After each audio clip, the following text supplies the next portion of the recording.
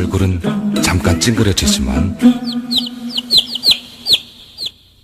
누군가의 얼굴은 평생 활짝 피어납니다. 헌혈을 위한 1초의 찡그림, 세상에서 가장 아름다운 표정입니다. 공익광고협의회.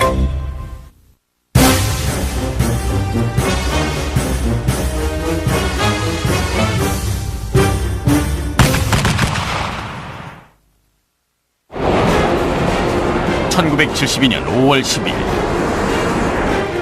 베트남전 최대 규모의 공중전이 벌어졌다. 양측 모두에게 혈전의 날이었다. 미군은 공중전력 전체를 북베트남 상공으로 출격시켰다. 이날은 베트남전 중에 북베트남군의 미그 손실이 가장 컸던 날이다. 이제 우리는 1분 1초도 예상할 수 없는 전투기 조종석에 앉아 베트남전을 통틀어 가장 치열했던 혈전의 날로 돌아가 본다.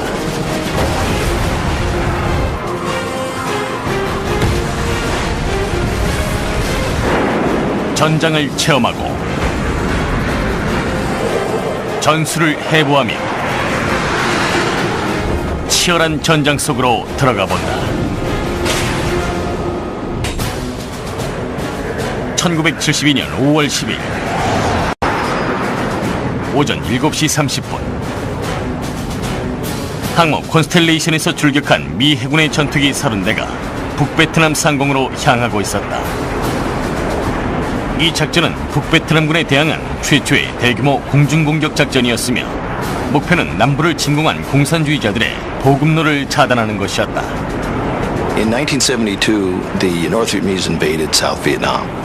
This set in motion a new phase of the air war called Linebacker, where the United States went north, mined the harbors, and precipitated a massive air campaign to bomb targets in North Vietnam. A6 인트루더와 A7 콜세어로 구성된 공격 편대군이 하이퐁 항구에 있는 연료 저장고를 공격하기 위해 가고 있었다. F4 팬텀은 호위 임무를 수행 중이었다. 커드 도스 대위도 이들 중 하나였다. 도세는 오스틴 호킨스 대위의 요기 파일럿 임무를 수행 중이었다. 도세와 호킨스는 예정된 장소에서 폭격기들과 떨어졌다. The hook point that Hawk initially picked was right over a 100mm battery that opened up on us. The AAA was popping these big black swirly flak bursts around us. 도세와 호킨스가 대공포의 사정권을 빠져나오면서 통신기에서 인문에 지정된 호출이 시작되었다. Red Crown, the cruiser in the Gulf of Tonkin, started making MiG calls and called bandits, blue bandits, bullseye 040 at 70. 이 통신 내용을 들어보면 다음과 같다.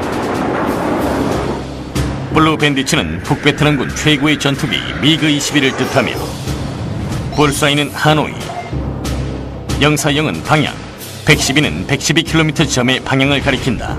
미그 21이 하노이 112km 북동부에 있다는 뜻이다. 그 지역은 캡 비행장이었다. We immediately came hard right, went into combat spread, ran it up to full military power and started heading for Kep Airfield. 잠시 후 이들은 캡 비행장에 도착했다.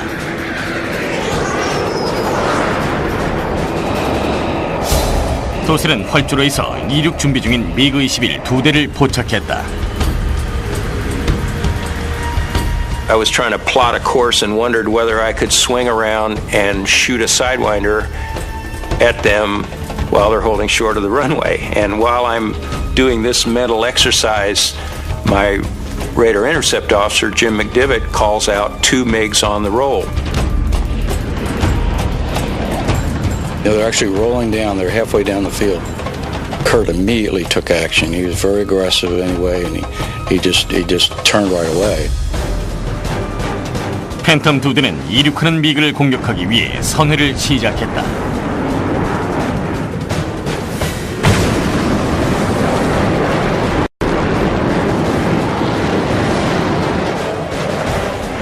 because we had made this sudden descent from 6,000 down to the deck, and it's a very humid environment.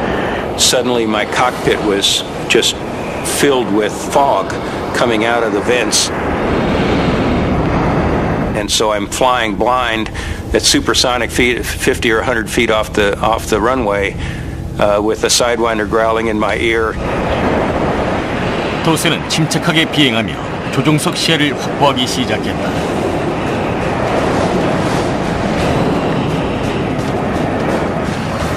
미그는 활주로를 이륙하며 긴급 상황이라고 판단하고 외부 연료 탱크를 투하한 후 좌측으로 급선회를 시작했다.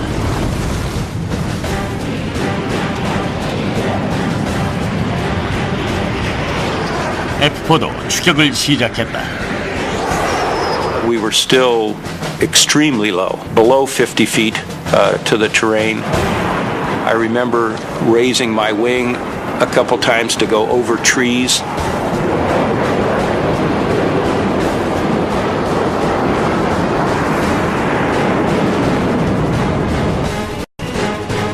By the time the first MiG had turned about 30 degrees, we had come from a lag pursuit position and pulled around into a perfect sidewinder firing position of about 1,500 feet. 도세는 발사 버튼을 눌렀고 사이드와인더 미사일에 로켓이 점화되었다. It immediately made a hard 90-degree turn towards the inside of the circle. And I originally thought that it was going stupid, that it had a guidance failure or a fin failure or something. I was going to pull in and shoot again, and glanced over, and here came the Sidewinder back into the fight. It came in and went right behind the MiG and fired its warhead, but it basically missed the MiG.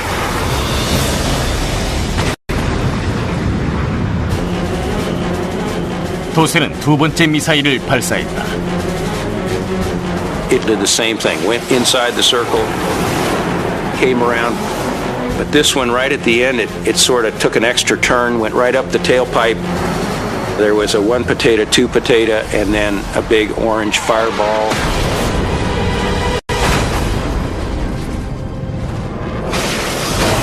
도세의 첫 번째 격추이자 이날의 첫 번째 승리였다. 하지만 아직 한 대가 더 남아 있었다.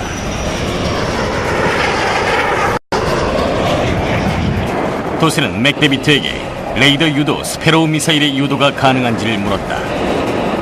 Throughout a lot of that engagement, I was down trying to get a radar lock, and I got very frustrated because I never was able to break them out.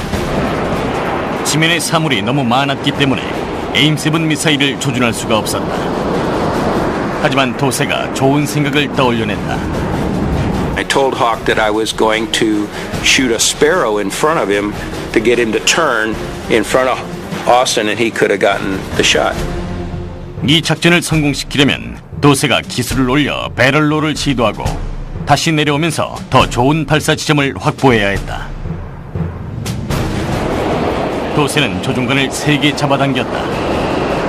So as I barrel roll up out of fighter pilot good habits, I was looking around and I saw two more MiG-21s in fighter wing coming at us from our belly side, 5 o'clock position. 도세와 호킨스는 이곳에 있었고 미그 2대는 이곳에 있었다. 이 시점에서의 최선책은 후방의 미그 방향으로 선회하여 6시 방향에서 적기를 떼어내는 것이었다. 이들은 오른쪽으로 급선회하며 미그의 아래를 지나쳐갔다. And so we accelerated to about Mach 1.1, 1.2. 팬텀은 강력한 출력을 자랑하며 위험을 벗어난 것처럼 보였다.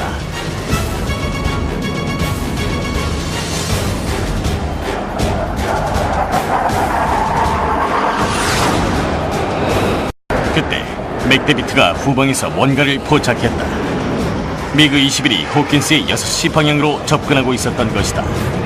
이들은 순간적으로 반응하며 미그의 조준을 어지럽히기 위해 서로의 방향으로 선회를 시작했다. just as we were starting this break turn into each other, the MiG-21 fired an ATOL missile, an air-to-air missile, and it went streaking out towards Hawk. 미사일은 호킨스의 팬텀 가까이에서 폭발했다. 간신히 공격을 피한 것이다. 미그는 방향을 전환하며 이탈을 시작했고 도세도 추격을 위해 선회했다. Jim McDivitt says, "Kurt, what do you have in mind? We don't have any missiles left. What are you going to do with this guy?" And I said, "Yeah, you're right." 도세는 호킨스와 합류했다. 그리고 콘스텔레이션 항모로 향했다. 이제 새로운 미그 킬러가 탄생한 것이다. 콘스텔레이션 항모에서 출격한 편대군은 한 목표 지점으로 향했고 이번 대규모 공습작전은 성공했다. 하이퐁 항구의 연료 조장군은 화염에 휩싸여 버렸다. 핵심 연료 보급 기지를 잃은 북베트남군의 지상 병력은 몇 주 동안 공격을 멈춰야 할 것이다. 해군의 편대군이 복귀하는 동안 다음 협동 공습 작전이 준비에 들어갔다. After the first strike, which was a Navy strike, the Air Force came in with a massive package to knock out the Paul Doomer Bridge and also bomb another rail yard. 오전 8시 35분 이들은 북베트남으로 진격하기 전 라오스 상공에서 집결했다. 폭격기들은 KC-135 수송기 6대에서 연료를 보급받았다. 연료 보급은 이른 아침 북베트남군의 레이더를 피해 이루어졌다. They had a much more complex, orchestrated arrangement with tankers, with jamming aircraft, with cap aircraft to protect from MiGs and Strykers. 65톤의 폭탄을 적재한 F4 팬텀 32대가 폭격군을 이루고 팬텀 28대가 호위 임무를 맡았으며 나머지 60여 대가 F4를 지원하는 임무를 맡고 있었다. 오전 9시 20분 오이스터 편대 F4 팬텀 4대가 북베트남으로 출격했다. 이들은 적 레이더 범위 아래서 저공 비행을 하고 있었다. 오이스터 편대는 편대군보다 한 발 앞서 적지 상공을 정찰하고 미그를 격퇴하는 임무를 맡고 있었다. 오른쪽에서 비행하던 분대의 팬텀에는 존 마클과 요격 장교 스티븐 이브스가 타고 있었다. It was pretty well known that the whole package would come from the southwest towards Hanoi. We had never flown at that low altitude before, so that was a new experience for us. I reflect upon going past a schoolyard and seeing kids playing volleyball. 스티브 리치와 찰트 벨뷰는 오이스터 3번기를 타고 있었다. 오이스터 1번기는 밥 로즈와 로저 로처가 타고 있었다. Roger Locker and Bob Lodge were widely considered probably the best aircrew in Southeast Asia. 오이스터 편대원들은 이제 곧 베트남전의 공중전 중 최고로 아찔했던 전투에 휘말리게 된다. 1972년 5월 10일 오전 9시 42분 미 공군 오이스터 편대 F4들은 이날의 2차 대규모 공습을 위해 적진으로 출격했다. 오이스터 편대는 적 레이더 범위 아래에서 저공 비행을 펼치고 있었고 발터 편대의 또 다른 팬텀들이 몇 킬로미터 후방에 6.7km 상공에 있었다. Our design was that the enemy aircraft would discover Baltar flight at a higher altitude, and we could lure them into our range and engage them as they were heading toward Baltar flight. 북베트남 상공으로 진입한 지 20분 만에 오이스터 편대가 적기를 포착했다. 340 방향 38km 지점에 적기 4대가 출현했다. 적기들은 하노이 북서부 38km 지점 4.5km 상공에서 접근하고 있었다. 오이스터 편대는 연료 탱크를 투하하고 교전에 들어갔다.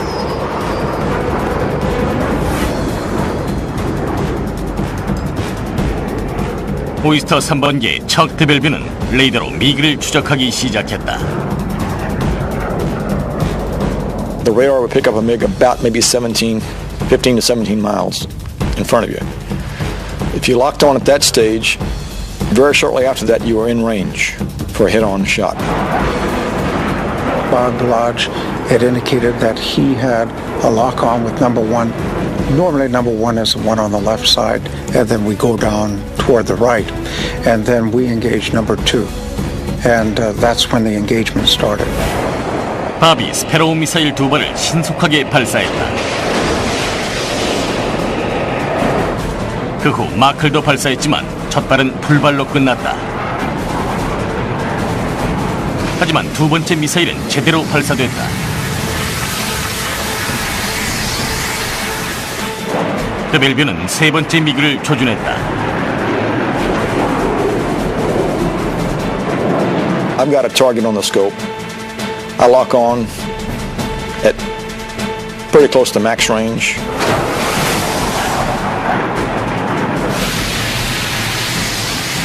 미사일은 목표를 향해 비행하며 마하 3까지 속도를 높였다. 밥의 미사일은 이상을 일으키며 비행 중간에 폭발해버렸다. 하지만 또 다른 미사일은 목표를 향해 순조롭게 날아갔다.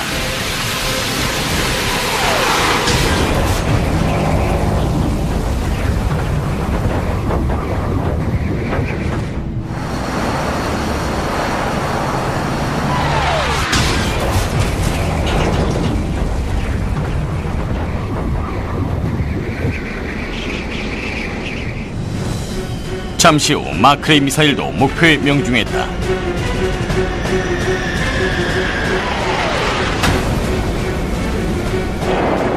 리치와 드벨뷰가 조준했던 세 번째 미그의 파일럿은 아군기가 추락하는 것을 보고 급선회를 시작했다. 리치와 드벨뷰의 스페로우 미사일은 목표를 바로 앞에 두고 떨어져 버렸다. 리치는 네 번째 미그 21을 향해 비행했다. 미그는 리치의 캐노피 바로 위를 지나쳐갔다.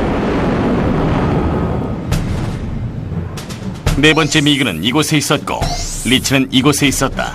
리치는 오른쪽으로 180도를 횡전하며 미그의 후방으로 붙을 생각이었다. The MiGs helped us out quite a bit because they continued straight ahead until we got into a rear quarter position, and then the MiG began a turn, but not a hard turn.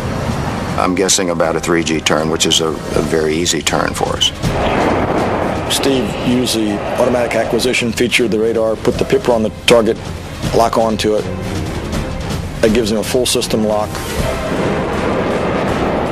첫 발이 목표를 벗어나고 두 번째 미사일이 바로 발사되었다. The second missile went under the belly of the airplane, exploded.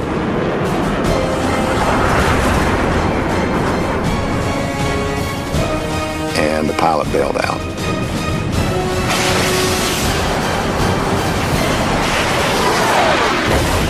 오이스터 3호기는 잔해를 지나쳐갔다.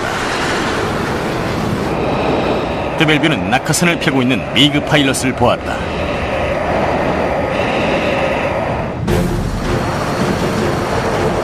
한편 밥과 마클은 다섯 번째 미그 21과 교전을 벌이며 적기를 맹추격하고 있었다.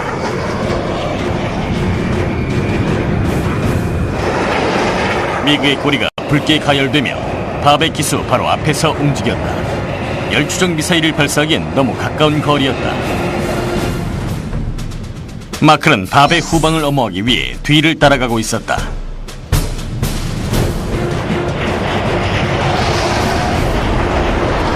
Two MiG-19s come flashing over my canopy, passing from right to left, and they look like they're in a hard right turn.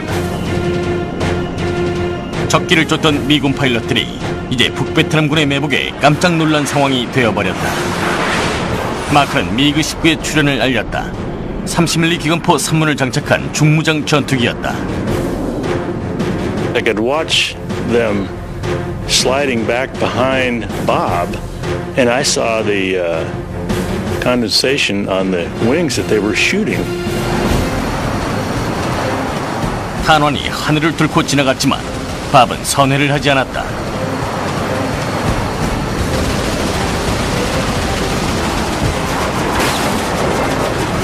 탄환이 오른쪽 엔진에 명중했다.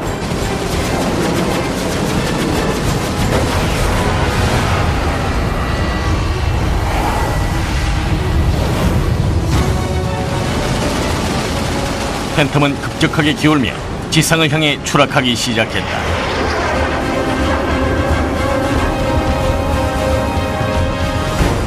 밥은 필사적으로 비행을 유지하려고 노력했다. 하지만 팬텀은 화염에 휩싸인 채 거꾸로 추락하기 시작했다. 로저는 조종석에서 탈출했다.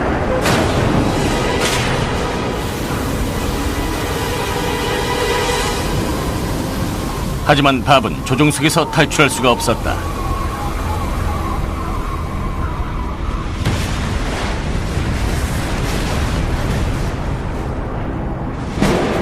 오이스터 편대가 벌집을 건드려 놓은 상황이었다.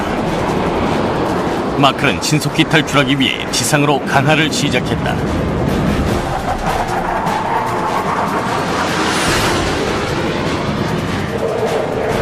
나머지 오이스터 편대원들은 뿔뿔이 흩어졌다. 조금 전 일어난 참사의 슬픔이 천천히 덮쳐왔다. In an instant of time, what was a perfect mission went to the opposite end of the scale. Two of our best friends, a classmate, one of the best air crews, had been downed. 로저는 지상을 향해 표류하며 적진 깊은 곳에 착륙했다. 로저는 구출되기 전까지 23일 동안 적의 눈을 피해 살아남아야 했다.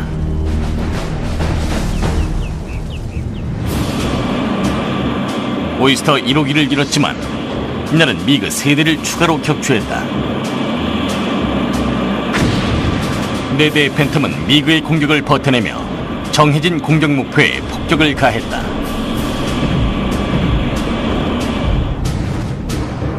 오전 10시 F4 팬텀 4개 편대가 하노이 동부에 위치한 폴두모 교량으로 향했다. 이들은 새로운 차세대 무기를 탑재하고 있었다. In 1972, American air power had several advantages. They had new weapons, laser-guided bombs, television-guided bombs, and they knew how to accurately hit point targets. 폴두모 교량을 무너뜨린다면 남부로 향하는 적의 지상병력 움직임을 늦출 수 있었다. 팬텀 16대가 목표 지점을 향해 비행을 시작했다. 선두 중대인 고티 중대는 월아이스라고 불리는 TV 유도 폭탄을 탑재하고 있었다. 나머지는 레이저 유도 폭탄인 페이브웨이를 탑재하고 있었다. 고티 편대는 교량을 측면에서 공격하며 TV 유도에 적합한 각도로 공격할 계획이었다. 나머지 편대는 교량을 따라 공격할 계획이었다. 고티 편대는 대규모 대공 사격을 무시하고 30도로 강화를 시도하여 4.5km 상공에서 TV 유도 폭탄을 투하했다. 넵킨, 빌록시, 징글 편대도 페이브웨이 폭탄으로 교량을 공격했다. 이번 작전으로 교량 근처의 구조물이 완벽히 파괴되었고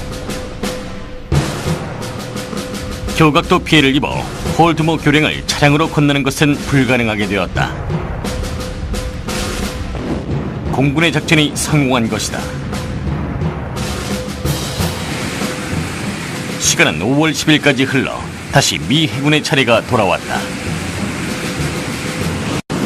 오후 1시 또 다른 대규모 공격 편대군이 통킹만의 항모에서 출격했다.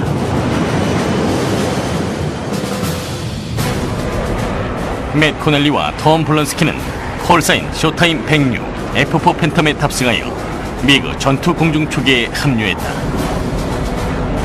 I could cover everything to my right, and that's where Tom, my RIO, and I were looking, covering the whole strike group off to our right. I don't think anybody expected the MiG activity that was about to be bestowed on us. 이들은 북베트남으로 순조롭게 비행하고 있었지만 잠시 후 펼쳐질 대접전은 아무도 예상하지 못했다.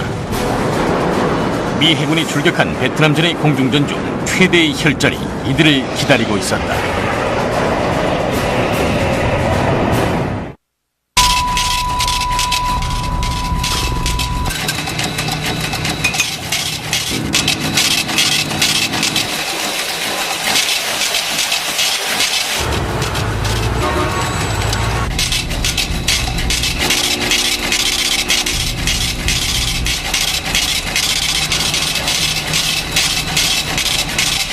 에너지는 당신의 현금입니다.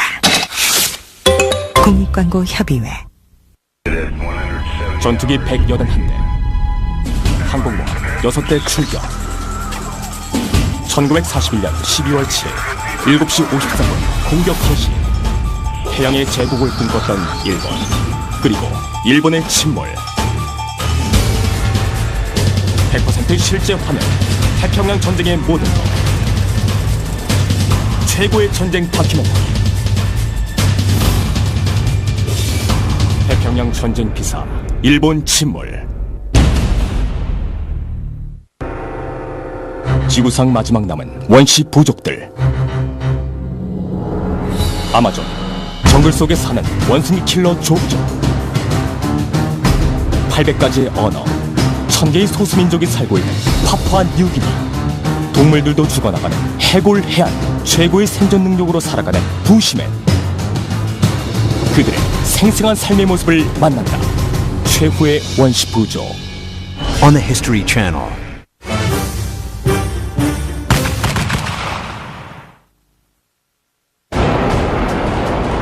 (1972년 5월 10일) 오후 1시 15분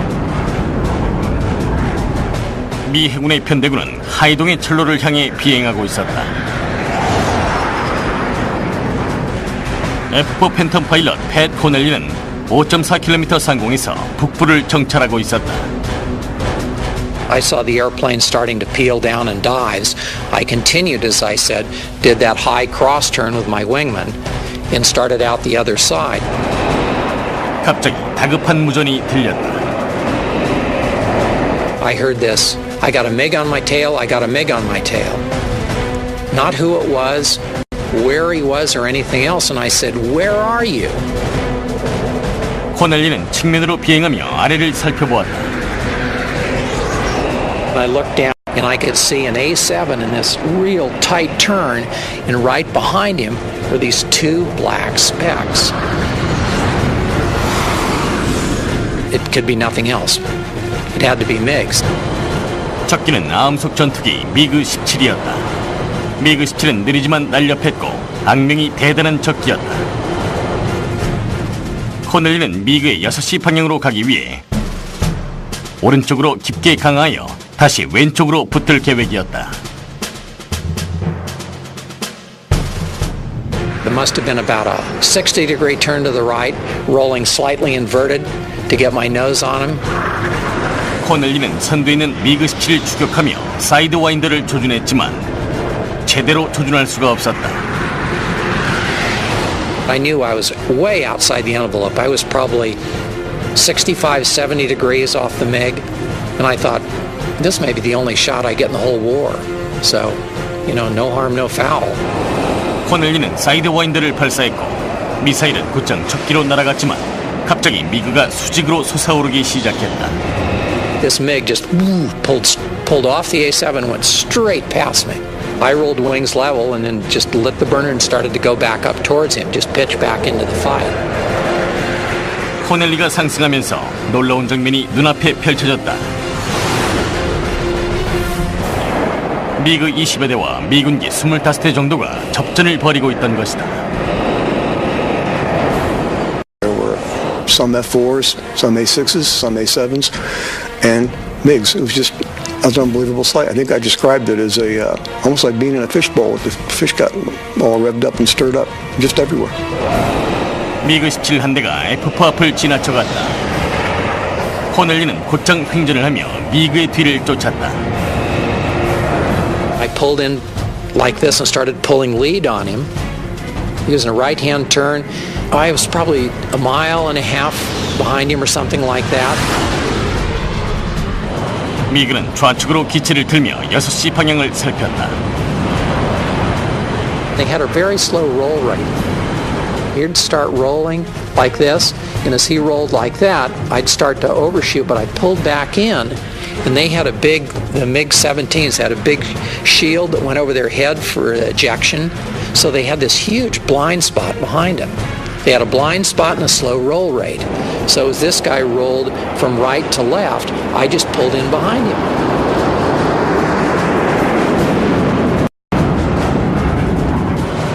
코넬리는 AIM-9 사이드와인더를 발사하기에 최적의 위치를 확보했다. He's lost sight of me after those rolls, so he just rolls wings level. And that time I had a real good tone, squeezed the trigger.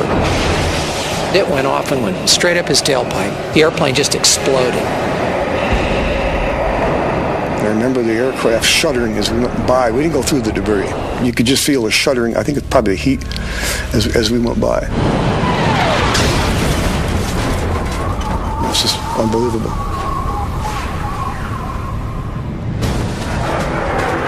코넬리는 추락하는 적기를 뒤로하고 다시 전장으로 뛰어들었다.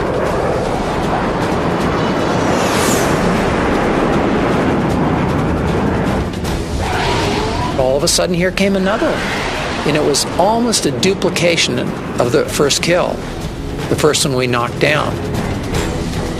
미그 17은 코넬리의 바로 앞에서 우선회를 시도했다. He did the same thing and then rolled out.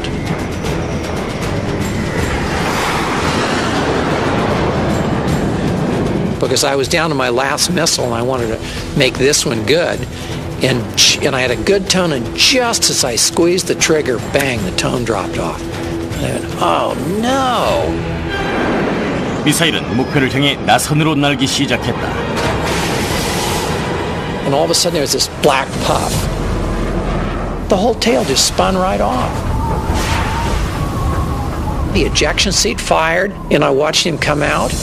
And then the drogue chute slowed the seat down, and then the parachute seat came off, and the parachute came out. And I remember being amazed because the parachutes are square. 코넬리와 블론스키는 난전 아래에서 비행하고 있었다. 다시 전투에 복귀하려면 위로 상승해야 했다. All of a sudden, here's this MiG, and I start calling out to Matt. Matt, we got one at 9 o'clock, and he's coming in close. My voice started going a little higher. I said, I don't see him. He said, he's right there. And I said, oh, that guy.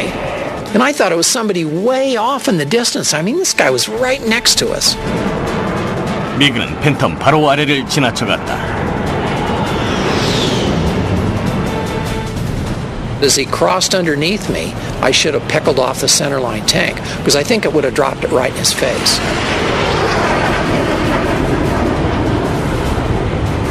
When he came out the other side, he was right next to us. 코넬리는 기술을 들어 미그의 위쪽까지 상승한 후 롤링 시저스 기동을 펼치려고 했지만 시도하기에는 속도가 너무 느렸다. Well, I got up to about here, and the airplane completely quit flying. And it did what in the F-4 was called a post-stall gyration.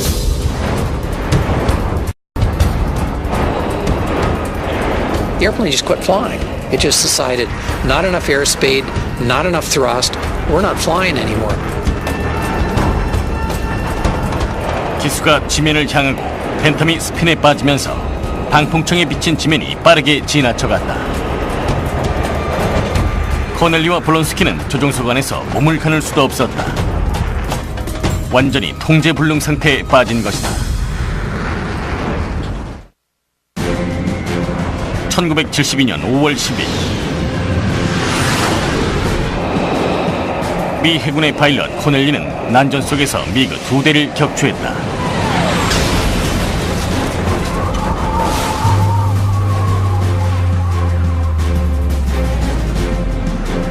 하지만 이젠 코넬리의 기체가 실속을 일으키며 스핀에 빠졌다. 코넬리는 이런 상황에 대한 훈련을 받은 경험이 있었다.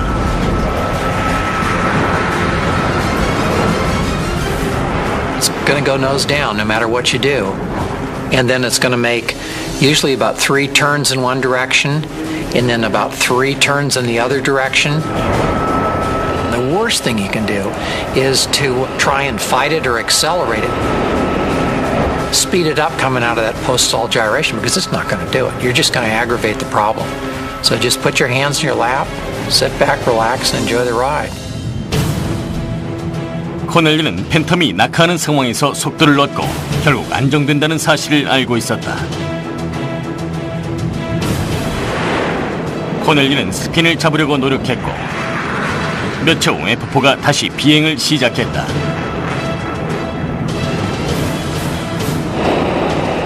We came out of the bottom and then basically couldn't see anybody, so started heading on out. At that time I said that we were running out of ammo and we needed to get out of there over the radio. 코넬리는 난전을 빠져나와 출력을 높이기 시작했다.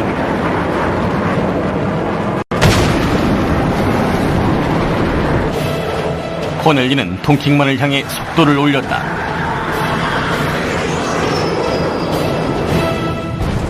한편 하이동 상공에서 펼쳐진 난전 한가운데서는 또 다른 팬텀 파일럿 스티브 슈메이커와 레이더 장교 케이스 크랜쇼가 처음으로 미그와 마주치는 기회를 잡고 있었다. 슈메이커는 A7의 호위기 역할을 수행하며 지대공 미사일 기지 폭격 임무인 아이언핸드 작전에 참가하고 있었다. I never saw a MiG. I never thought I'd have a chance of seeing a MiG. And so it just, nothing at that time was routine when you go on a combat mission, but I didn't anticipate the excitement we were going to have. The odds that we were going to get in this furball with 20 plus MiGs was a long ways from my mind. 슈메이커가 호위 임무에 집중할 무렵 레드 크라운에서 적기 출현 경보를 보내기 시작했다. Chatter picked up. But a lot of times your chatter is kind of in the back of your mind. You're kind of concentrating on flying escort for the A7. When all of a sudden I looked up and a MiG-17 flew about 100 feet over the top of my canopy, which immediately got my attention. I called my RO, "Did you see that?" I saw it. I mean, he was coming at us head on, so it was just like, oh boy, we're in the war now. 슈메이커는 우측으로 급선회하며 추격을 시작했다. I turned and went after him. I was like a mad dog in a meat shop. I thought, my first MiG, I got to chase this guy. 슈메이커는 선회를 하면서 치열한 공중전을 목격했다. I can remember seeing planes going up, down, all which way. I really wasn't focusing on anything. I was just kind of took in the scene. It was pretty crazy. It just amazed me, the amount of things were going on in that little piece of sky. 슈메이커는 난전 속으로 뛰어들면서 F4의 꼬리에 붙어있는 미그 한 대를 발견했다.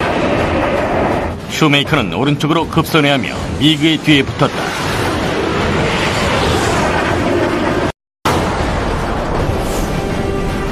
I really had a bad angle off and ended up with the MiG, total plan view of the MiG about 200 feet right in front of me. And that was when you pray if you had guns. I could have, it was just like frozen in motion. Time had stopped. He was just sitting right there and I couldn't shoot him. So I thought, well, I got to do something to get this MiG off my squadron mate. So I corked off a Sidewinder. 슈메이커는 미사일로 미그의 주의를 끌어보려고 했다. 하지만 바로 그때 미사일이 발사되자마자 다른 팬텀 한 대가 사이로 끼어들었다. I first saw his canopy because he was coming up underneath, and I saw the missile, and I went, oh no, and the missile went right over the top of his canopy, and then the next thing I saw were these 2 big exhausts of J-79 engines right in front of me. 슈메이커의 기체는 갑자기 출현한 아군기의 배기 후류로 심하게 흔들렸다. 조종관이 오른손에서 튕겨져 나갈 정도였다. 슈메이커는 다시 균형을 잡으며 적기를 살피기 시작했다. I looked and I went, damn, it's all over. There wasn't anybody around. There wasn't anything left. I heard people calling, going feet wet, egressing the area. I thought, damn, I missed the whole thing. 바로 그때 슈메이커는 아래에서 뭔가를 발견했다. 미그에게 F4 한 대가 쫓기고 있었다. 슈메이커는 아직도 이날 최후의 격추를 기록할 마지막 한 방을 가지고 있었다.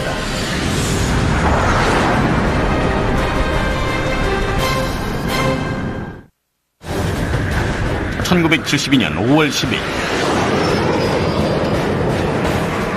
F4 팬텀 파일럿 스티브 슈메이커는 미그 17에게 쫓기고 있는 아군기 한 대를 발견했다.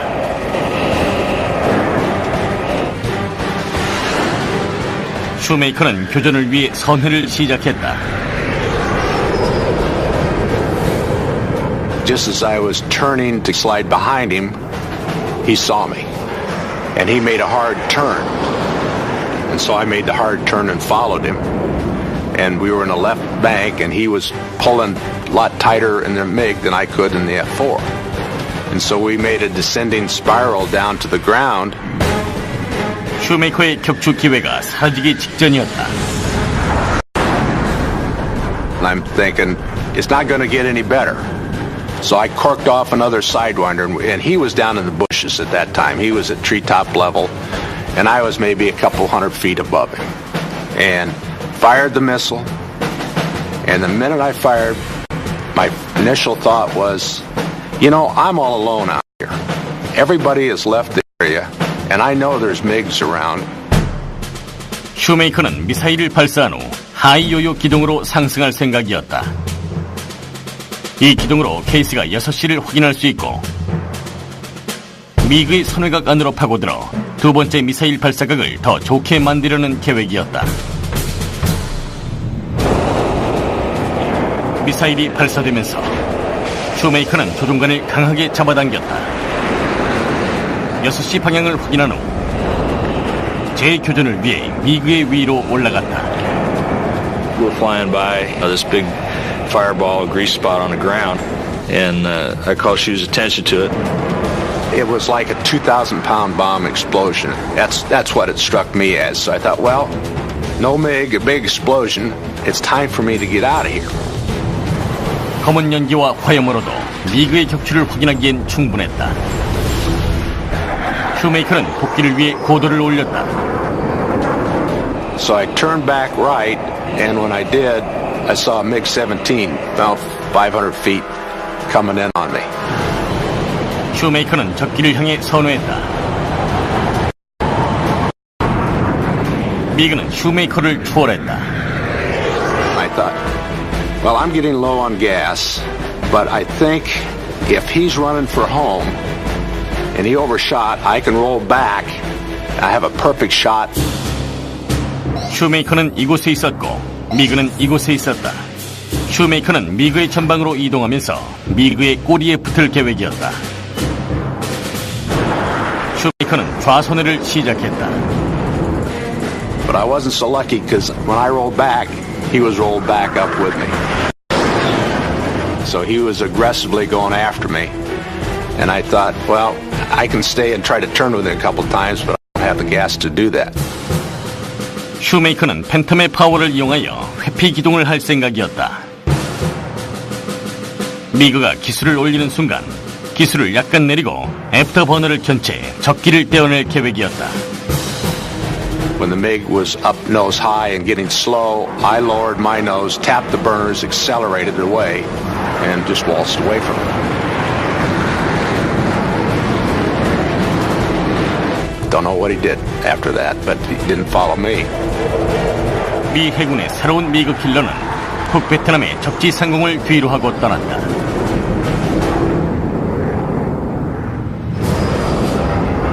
하이동 철로 상공에서 펼쳐진 전투는 베트남전 당시 발생한 미 해군의 공중전 중 최대 접전이었다. 슈메이커는 미그 한 대를 격추했고 맷 코넬리는 두 대를 격추했으며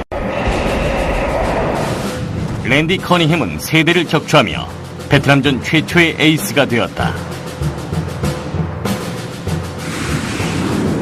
When I got back aboard the carrier, and after I landed, the commanding officer of the carrier phoned down and congratulated Tom and I for shooting down 2 MiGs. And he said, and then do you know that Randy Cunningham was the first ace?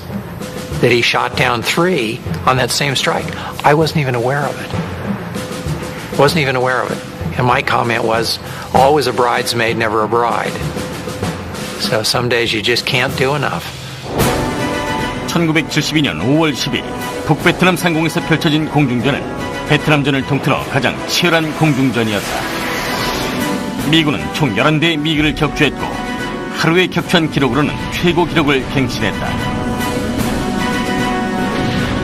미 공군과 해군은 주요 거점과 시설들을 폭격하며 남부로 진격하는 북베트남군의 발을 성공적으로 묶어놓았다.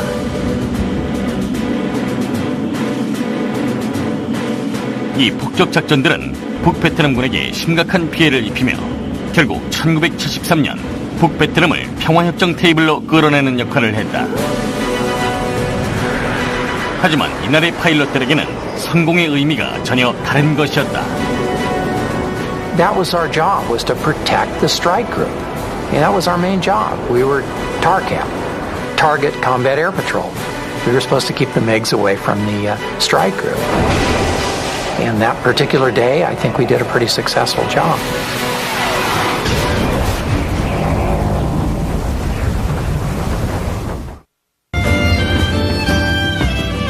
History Channel. 양측 모두에게 혈전의 날이었다. 미군은 공중전력 전체를 북베트남 상공으로 출격시켰다. 이날은 베트남전 중에 북베트남군의 미그 손실이 가장 컸던 날이다. 이제 우리는 1분 1초도 예상할 수 없는 전투기 조종석에 앉아 베트남전을 통틀어 가장 치열했던 혈전의 날로 돌아가 본다.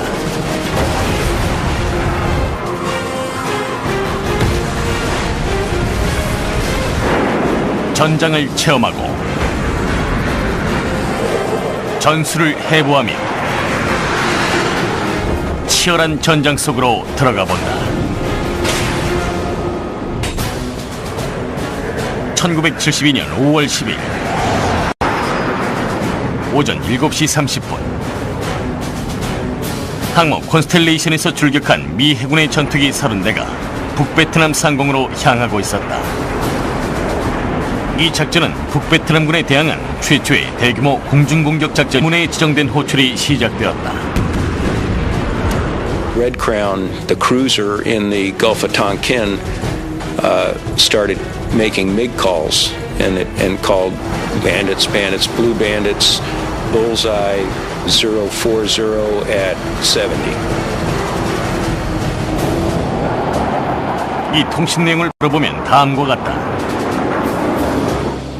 블루 밴디츠는 북베트남군 최고의 전투기 미그 21을 뜻하며 볼사이는 하노이, 040은 방향, 112는 112km 지점의 방향을 가리킨다.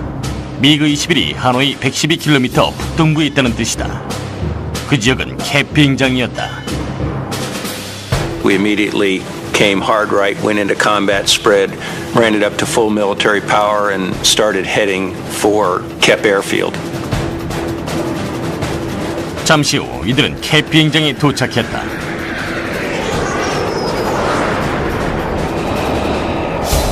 도셀은 활주로에서 이륙 준비 중인 미그 21 2대를 포착했다.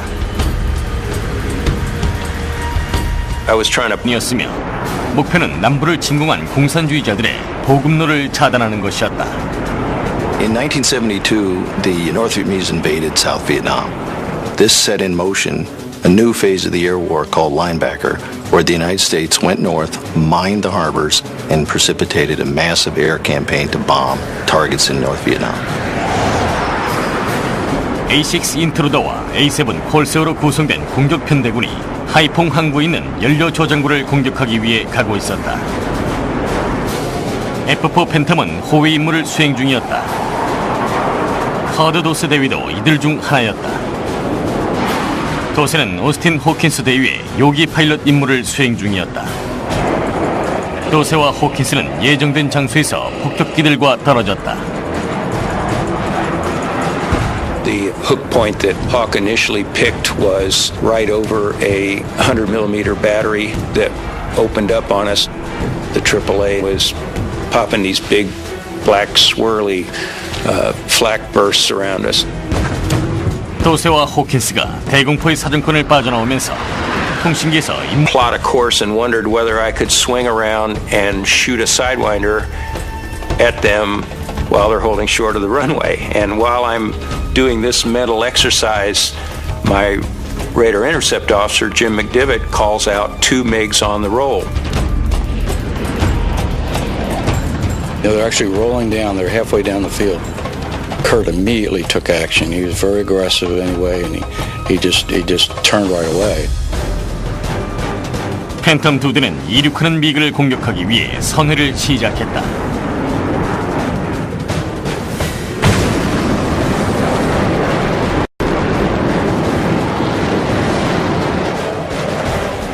Because we had made this sudden descent from 6,000 down to the deck, and it's a very humid environment, suddenly my cockpit was just filled with fog coming out of the vents. And so I'm flying blind at supersonic feet, 50 or 100 feet off the runway, with a sidewinder growling in my ear.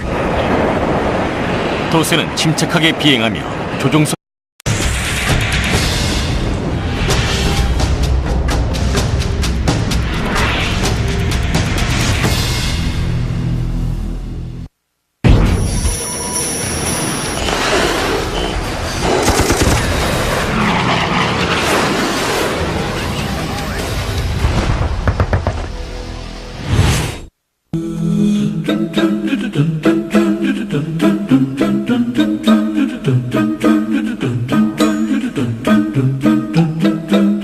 당신의 얼굴은 잠깐 찡그려지지만 누군가의 얼굴은 평생 활짝 피어납니다. 헌혈을 위한 1초의 찡그림, 세상에서 가장 아름다운 표정입니다. 공익광고협의회.